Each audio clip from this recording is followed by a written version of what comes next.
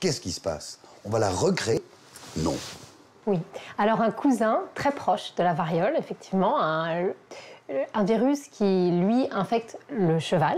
Ce sont des chercheurs canadiens qui ont annoncé ça en 2017. Ils ont recréé entièrement ce virus en laboratoire et surtout, ils affirment qu'ils auraient très bien pu et pourraient à l'avenir recréer le virus de la variole, celui qui infecte l'humain, tout aussi facilement. C'est totalement dingue. On nous répète, l'OMS le répète que la variole est éradiquée, ça y est, c'est fini, et eux, ils remettent ça. Ils recréent le truc. Mais pourquoi ils font ça? Alors effectivement, certains disent que c'est un coup médiatique presque de mauvais goût. Ça ressemble, oui. En tout cas, ça a l'intérêt de soulever vraiment un débat et sur les dangers de la biologie de synthèse. Biologie de synthèse, c'est recréer des organismes vivants. C'est ça. Et la technologie au centre de cette biologie de synthèse, c'est le tricot. Alors un tricot particulier, un tricot moléculaire, c'est vraiment tricoter de l'ADN. Pour rappel, l'ADN, c'est la molécule à la base des génomes de tous les organismes vivants et de nombreux virus. Elle est composée grossièrement d'une séquence de 4 molécules qu'on appelle des bases différentes, A, T, G et C. Et on connaît aujourd'hui la séquence des génomes de très nombreux organismes, notamment l'humain depuis 2003. Oui. Et la biologie de synthèse, ce qu'elle va faire, c'est qu'elle peut véritablement recréer des séquences simplement avec des machines extrêmement sophistiquées qui vont prendre un peu de A, de T, de G et de C et tricoter ça dans l'ordre que l'on souhaite et recréer véritablement des génomes. Est-ce qu'on peut synthétiser tout comme ça? Alors pour l'instant, les chercheurs s'arrêtent aux microbes, aux bactéries, aux virus. Par exemple, pour les virus, ce qu'ils ont fait, c'est qu'ils ont inséré ce génome viral, du virus cousin de la variole, dans des cellules de mammifères en culture.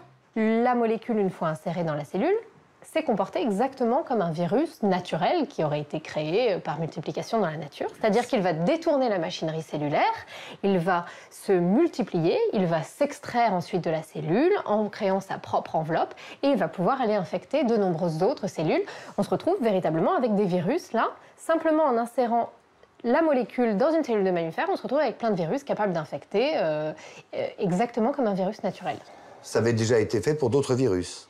Oui, depuis 15 ans, effectivement, il y a déjà eu ce type d'expérience pour des souches de la dengue, du VIH, le virus du sida, la poliomyélite, et aujourd'hui, donc, ce fameux virus cousin de la variole, peut-être demain, la variole. Voilà. La dengue, la polio, le VIH, donc ce serait un virus éradiqué, disparu. Oui, pour la première fois avec la variole, on se retrouverait avec la création en laboratoire d'un virus qu'on avait éradiqué. Et donc là, ça pose des questions inédites en termes de risque. Alors il faut savoir qu'actuellement, la variole, elle est conservée uniquement dans le monde dans 2 laboratoires ultra sécurisés, un aux États-Unis, un en Russie. Et que là, avec la biologie de synthèse, les chercheurs, ça ne leur a coûté que 100 000 $ et 1 an de travail, ça peut paraître énorme, mais pour un laboratoire de biologie moléculaire, c'est pas énorme du tout, pour recréer ce virus cousin. Et de plus, les séquences du virus de la variole, vraiment, c'est-à-dire le patron, quelque part, qui permettrait ensuite de le recréer, elles sont disponibles sur Internet très facilement, elles sont dans les publications scientifiques accessibles à tous. Que n'importe quel terroriste pourrait se... Eh bien, ça veut dire qu'effectivement, n'importe quel laboratoire avec un peu de moyens, pas forcément aussi sécurisés que ceux donc, des États-Unis et de Russie qui conservent actuellement la variole, pas forcément bien intentionnés, pourrait créer le virus de la variole et du coup s'en emparer, en faire ce qu'il souhaite. Je renouvelle mes craintes. 300 millions de morts au siècle dernier, on recrée artificiellement, par biologie de synthèse, un virus qui avait totalement disparu. Il y a quand même un truc positif derrière.